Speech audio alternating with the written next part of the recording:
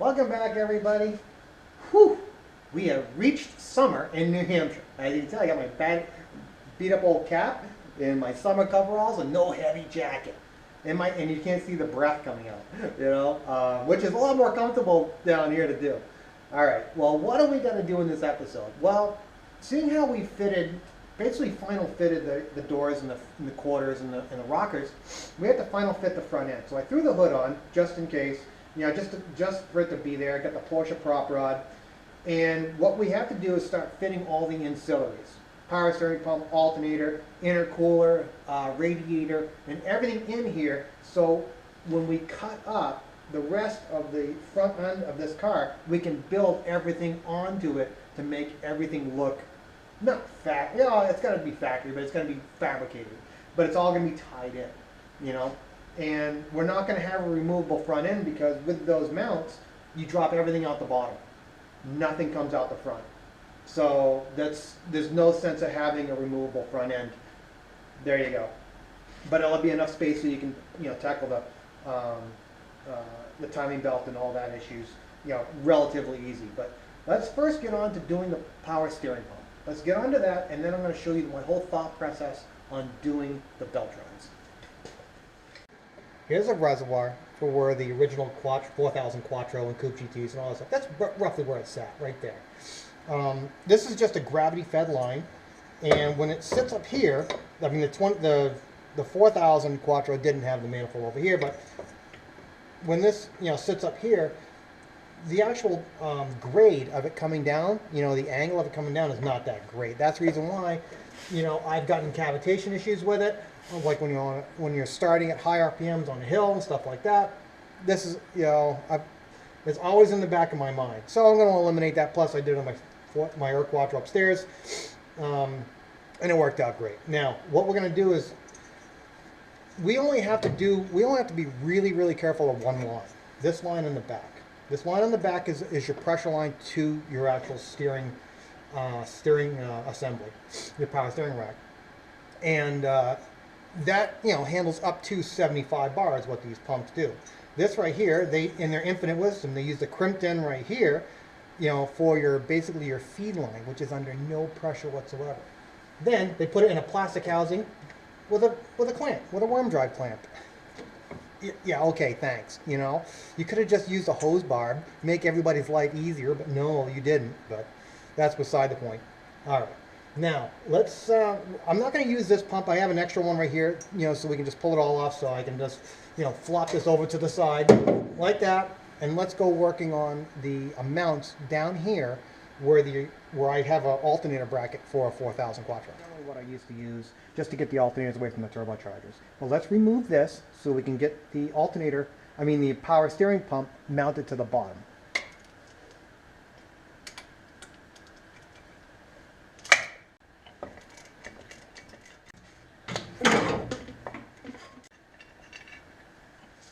Next thing we got to do is we got to remove the mount, or the adjuster mount, if you want to call it, for the original power steering pump. Remember, on the 3Bs and the 4000s and all that, you have to remove one bolt at a time when it comes to this, because this pump is tensioning the timing belt. So first things you got to do is just bend that down, and we got to put this back inside.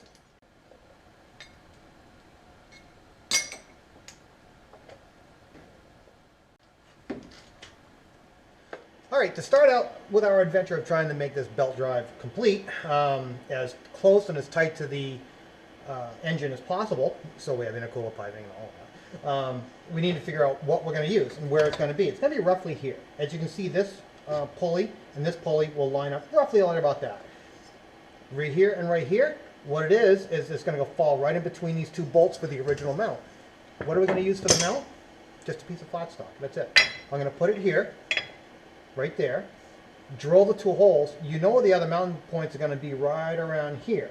So we'll cut the mounts and get them as close as we can to this actual plate. Then figure out, we'll get this all bolted, of course, but let's first bolt this thing to here.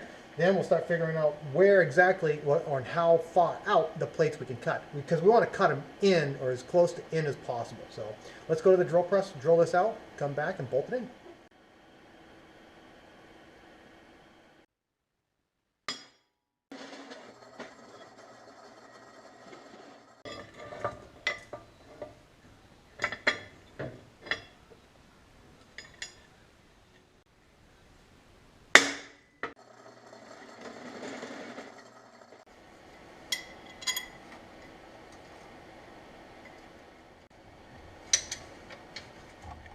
Well, now here we have to put this pump onto this bracket. See the width of this bracket.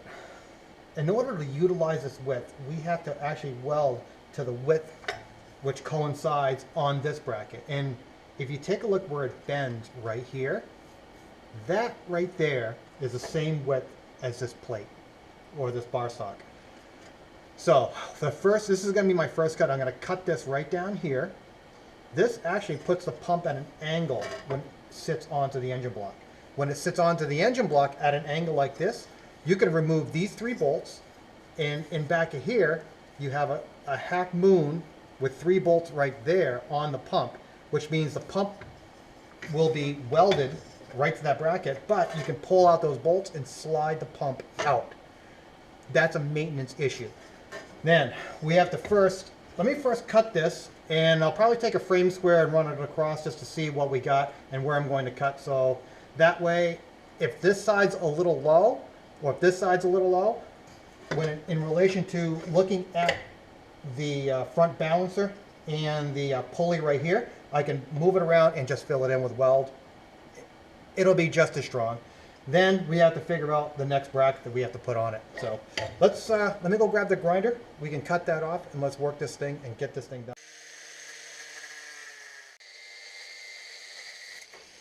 Now that we have this cut, after sitting there cutting it, I said, you know what? I'm not going to cut this side. What I'm going to do is I'm going to cut this bar right here. Now, cutting this bar, which means if I weld this side with a couple of tacks, relatively strong tacks, I can sit there and move it up and down like this to adjust the actual angle of it so we can make it absolutely dead square to it. Well, in order to get at least the initial part, which I'm going to use this also to make it, the final square, is what I did was I grabbed this. This is, a piece of L angle, and if you put it right here on this, it's absolutely flat to the pulley, and this is where the pulley is. But we need to come back to this inner pulley right here. Well, I measured it, and I just happen to have a machining block for setting up in my mill that goes right there, that gives the exact side to where that pulley starts inside it, because there's an indent down there. And if I can sit there and use this, have it like that, bring this over to here. I hate doing it with a couple of hands, but it'll give me a rough indication of where to cut that metal. So I'm just going to mark that. That's where I'm going to cut. After I cut this, I'm going to grind some of this off, put 2 good tacks right on there. If I do 2 good tacks, okay.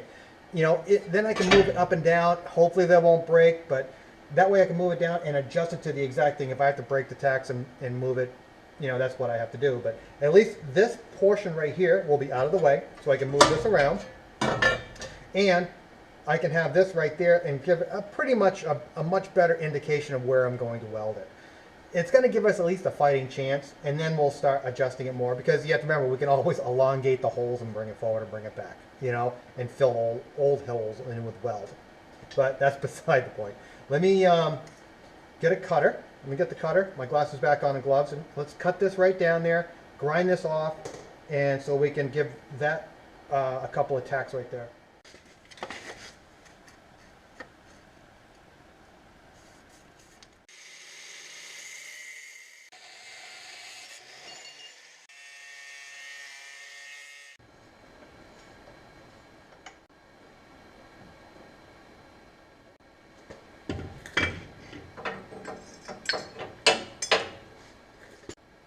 I think that'll work right there. Let me go grab the welder and tack it in.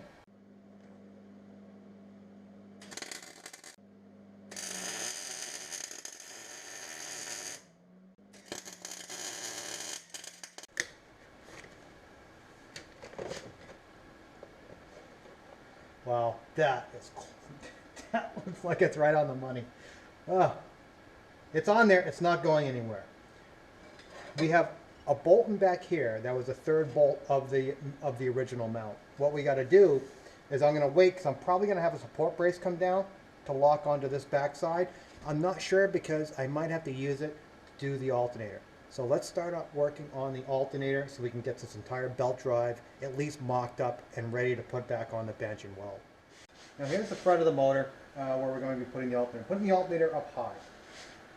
There's a couple things that we have to actually consider why the reason why I'm putting the alternator up high is because I've drowned them out before. In a rally, you go through a water crossing, like in a 4000 Quattro, or even an original one. Well, let me show you first. This is from an original Quattro, I believe. Actually, it could be from a 5000. But what happened was, they put these alternators right here, pretty much. Not exactly there, but here's the bolt right here, here's the bolt right there. They set them a little bit high. I never liked that because the turbocharger got really hot and cooked the alternators, especially in bad situations. That's what I always found out, because I had an alternator cook. I mean, the reason why a lot of the stuff I'm doing is because I've run into it, I've done it, and just like I cooked one alternator. Actually, it melted the back of the regulator right off. I got the turbocharger so hot. Whatever. It was fun while it happened. But other than that, also with the 4000 alternator sitting down here, you get a lot of muck and shit. One time when I was driving back from Oklahoma, and alternator got drowned out. That's another reason why I like putting the alternator up high, out of the muck. Because, especially in a rally, a lot of the stuff that we're doing here is survivability. Survivability means, okay, if the power steering pump goes out because you hit something on this side or whatever, you can still drive out. If your alternator goes out, you got about 10 minutes of battery power, depending on what you're running. Maybe more, maybe less, But that's pretty much it. So the easier thing to change is the alternator, and the more protected it is, I want it up top. With that aside, now we have to sit there and figure out what alternator we're gonna have. That's a 90 amp alternator for the 4000. 90 amp alternators for the 200s or Audi 5000s or the Quattros. And the reason why is because they had a bunch of the 5000s especially had a bunch of electronic crap. And it had all these things. Had AC, had all that stuff. And AC actually takes a lot out of an alternator. Because what happens is you have the AC clutch assembly, and it's magnetized to make the pump go. And with that, magnet around there, holding the plates together draws an awful lot of energy. And that's why you need a larger alternator. And that's the reason why you have to have really big alternators on, electric steering pumps and so forth like that. But what, our design requirements in here for the Sport Quattro is, I'm going to have a radiator fan, a blower fan for a heater, a stereo, and a fuel pump. That's the main draws, and the lights. You don't need a ton of power for all of that because it's a relatively low draw, unless you put a really wild fuel pump in it or a huge radiator fan, which I'm not going to use. Now, what I'm going to use for this, I'm not going to use a 90 amp alternator. I'm going to use the one out of the 4000. I believe this is 75 amps. I forgot exactly what it was, but it's around there, It's a good, probably 1-inch diameter in smaller than the one from the 5000 and from the Quattro, the 90 amp alternators. You're probably wondering what I used on my Quattro when I did it. I used this, the even smaller one. I used a 65 amp. Was it 60 amp? What was it? It's a 60 amp alternator. This is out of a Mazda 323 GTX. It works fine. More than enough power than what I need for that car because I, don't even drive it at night. It's just one of those things. But that's beside the point. I'm not going to use that. I'm going to try and stick with what I have. I was like, when you're building these cars, what do you have? Well, you've broken up a couple of 4000s, or a Coupe GT, and they all use the same alternator. And what's the number? It's AL31X, and you can buy them cheap. And I probably have 5 or 6 of them kicking around. So I'm going to do the same thing over on the Audi rally car.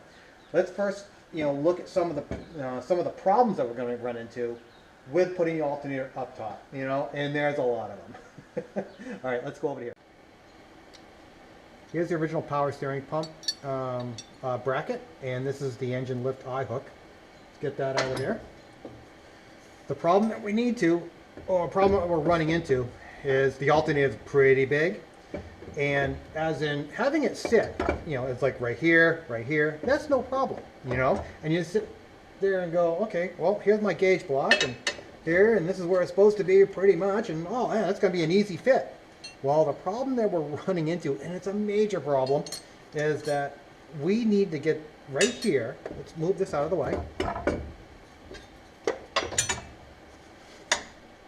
Right here is where the top of the water pump expands out.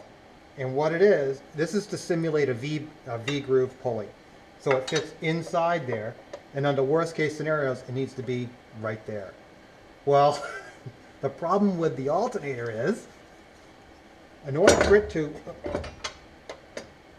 match up with that, right here, it has to basically cut into the manifold.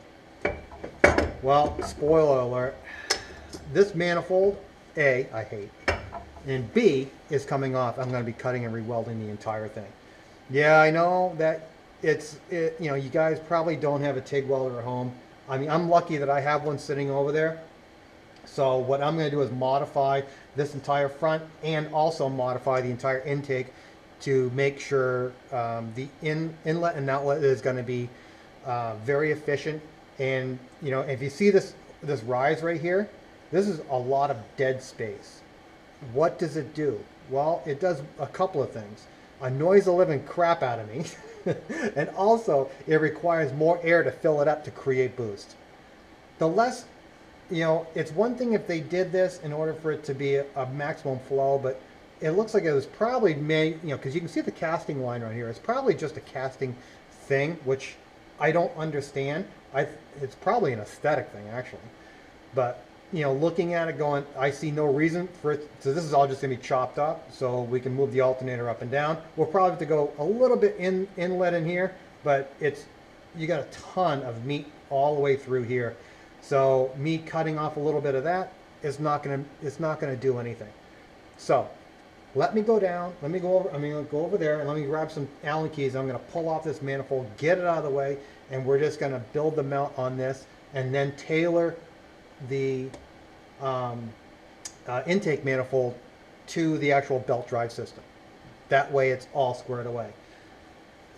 Well, no better time than the present. Let me go grab the Allen keys and let's pop this thing off.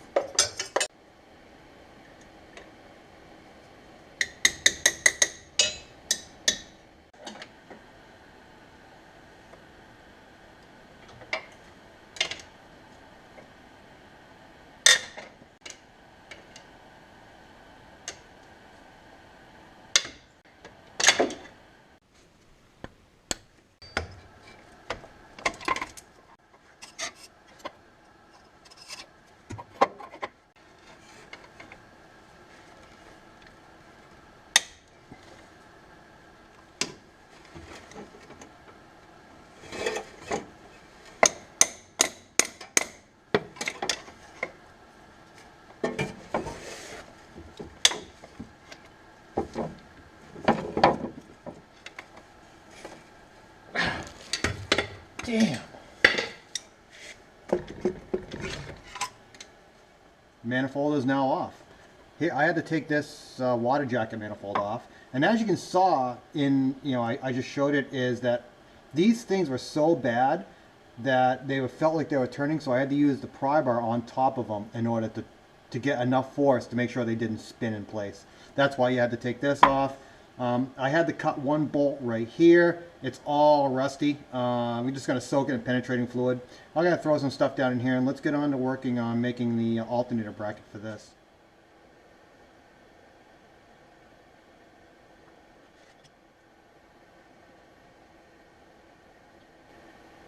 What better than diesel fuel soaked t-shirts? Now's the time that we have to build. We're going to do this in stages. We're going to build the first mount right here. This is what this is going to be, is the main set of ears. See how the alternator has a nice wide base plate like this? We're going to have two ears on either side, and how can I put dual shear points, if you want to call it that way. We want this alternator to be able to sit up like this, clear. If you can see this little ridge right here, it's about 8 mil, something like that. You know, we have to clear that and go outward enough to where the alternator will have an ear on one side and an ear on the other. Then those ears are going to be connected to this bolt right here. We have to miss the intake of this manifold. We can actually, I prefer not to cut off anything around the surface area, you know, or the ceiling area where this is, because that, you know, you don't want it to blow out, because if you decrease the seal area on here, that creates a weak point, and that's where you can start losing boost, you know, where it could leak out. So that's, we have to tailor the mount to that. It's one thing when we're tailoring the top of the intake manifold to clear the alternator. That's not a problem because it's all going to be welded. This is not, you know, the intake manifold is not welded to the head. We still have to have a gasket around there to seal it, you know, keep the pressure inside to get the power. Now, you know, where they put the bowl holes for the power steering pump, they're not that thick. So we need to spread the load between the 3 bolts pretty evenly, which is not, you know, it is what it is. So we have to first put a bar across here, and then we're going to brace it after we get everything squared away, where we know the belt is going to be on, the alternator is going to be set, all that stuff. So let me show you what I got, you know, to do this. It's part from one of the other episodes.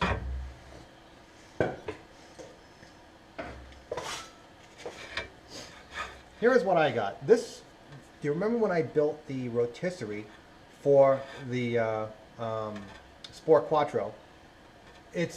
I did the same exact thing as I did in the 914, used a couple engine stands, and these are from the engine stands. These are the ears that come off. And there was a 1,000-pound engine stand, so and there was 4 of these ears, so they should be able to support 250 pounds. You know, just simple math. What I got to do is, it's thick enough, as you can see right here, where I am going to notch out right there so it'll clear this and go around the timing cover. And it'll come straight out. It doesn't need, I don't need it to be very long, you know. I just have to, you know, what I'm going to do is I'm going to cut where this hole is off. I'm going to cut where this where this is off, and then drill a couple of holes to make it fit. And if you take a look, if I drill up here, let's see, let me move this over. We're going to trim this right here where the hole is. We're going to trim it right here where this hole is, where this stick out is. What's going to happen is we're going to have this much right here to bolt onto this. And it's going to be kind of off-centered, you know, but it'll rest fully on this, because if you sit there and you look at it, I'm not sure if you can see it, if this is flat, this is exactly the same width from here to here is the exact same width as this. And this is kind of what I wanted, because I wanted to fill this entire, I wanted to get as much surface area on this as possible.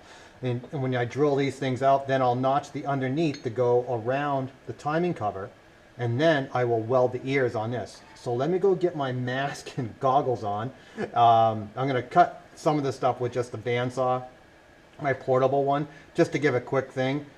But then I got to grind it out and grind this paint off, and this stuff smells awful when you grind it. It's just terrible. That's why I got to wear a mask. So let me go do that, and let's see. No, let me just get on and do that.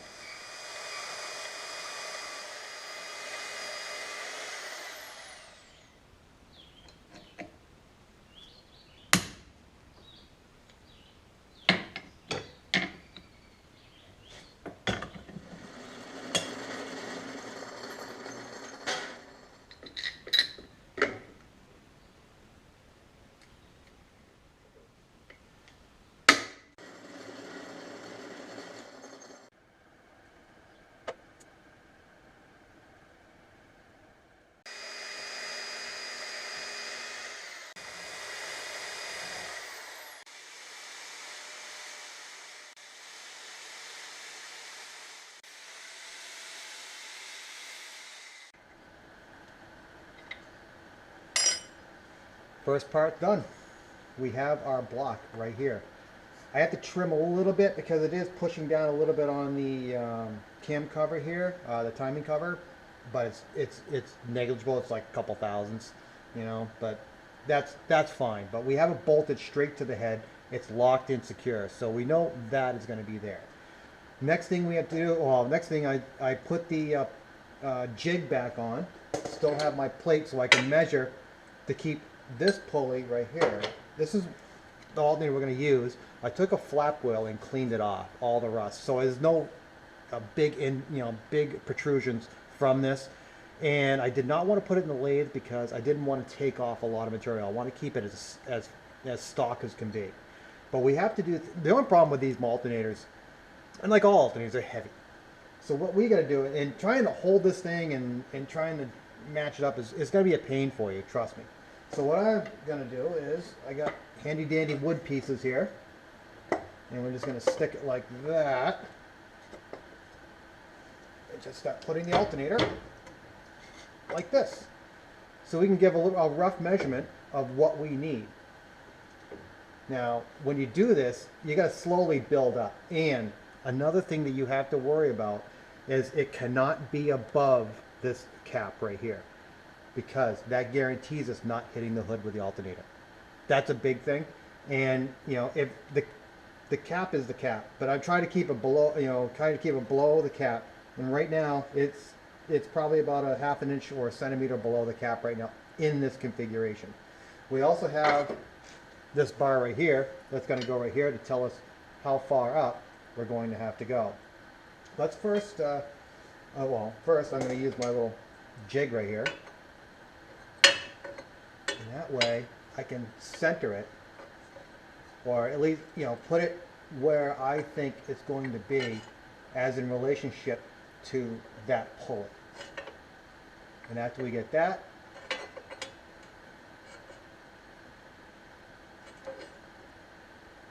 it's just like doing cabinets. It's going to be roughly right there. What I'm going to use for the mounting tabs is this. It's a hinge. I'm just going to get rough estimate of how far it is. I'm going to cut it a little bit long. Cut one side off of here, one side off of there. They're the exact same bolt holes. It's really thick and it's really tough steel. I'll put the bolt through it, the standard alternator bolt, and we will make this thing work. Then we'll tack it in and then figure out where we're going to do the adjusting rods and so forth. But let me first really mock this up correctly, by shimming it, and that way I can get this tacked in to the point where it'll be free moving and I don't have to hold and have all this stuff anymore.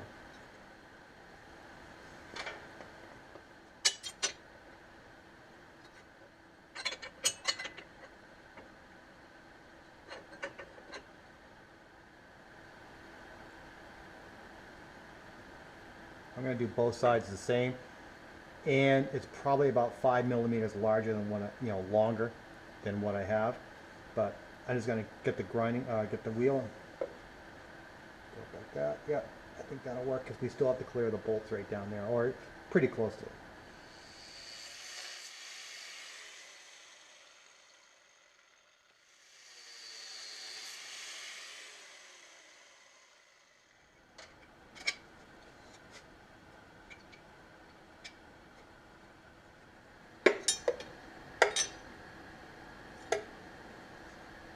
It's set.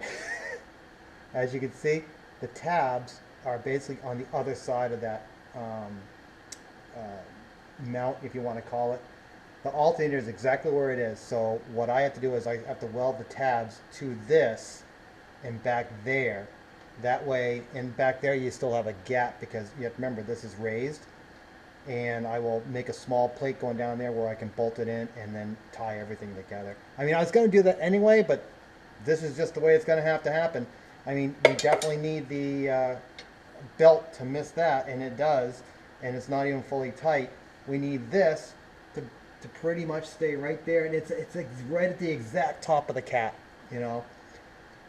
I mean, you can't get any closer. Let me grab the welder. I'm going to, do this, and I'll tack it in, and yeah, that's pretty much what I have to do. So let me grab that.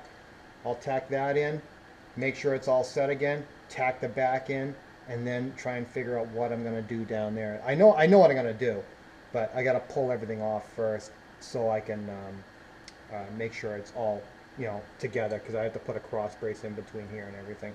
It's a small amount, but it's very, very critical. Let me get on to doing that.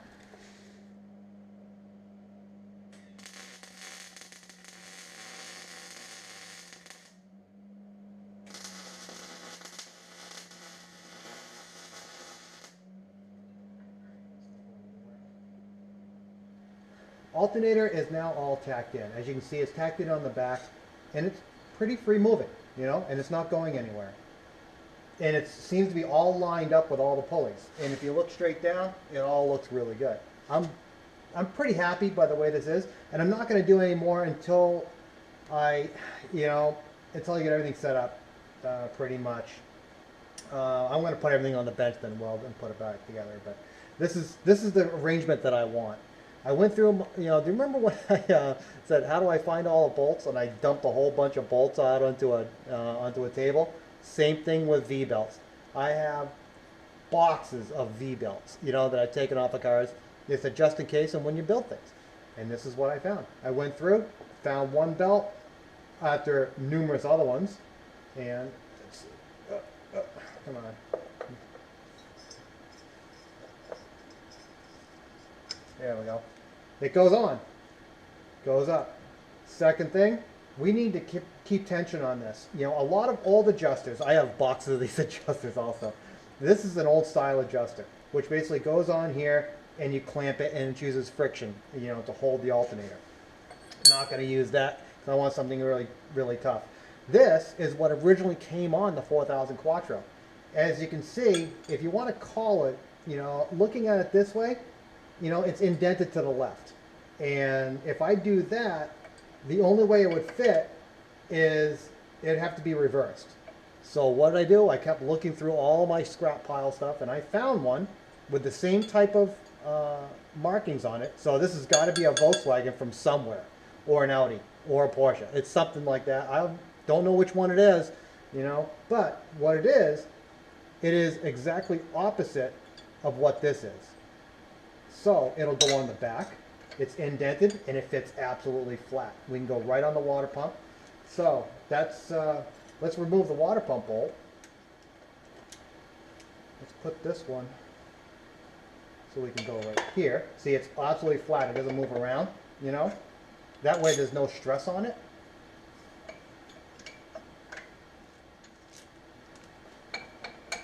Make sure it's a little loose. And what I did do is I used the original one of these, the adjusters from the 4000, and this was kind of mangled. But, I know I have a box of those somewhere, but I just don't know where they are.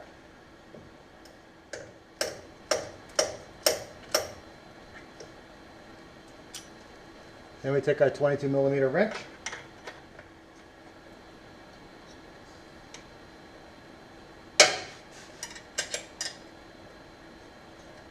I'm not going to reef on it. But there we go. Our belt drive is done. Oh. Well, next thing is, we're not going to be doing the manifold yet because we're going to be highly modifying that, so I'm not worried about it. Seeing how we're cutting it up anyway. Next thing is, let's put in the radiator, get the mount settled for that. That way the radiator's in, the belt drive is in, and then we can fit the intercooler, because when the intercooler's in, that is more in relation to how we're going to cut up the manifold. So let's go. I'm going to show you the radiator that I'm going to use.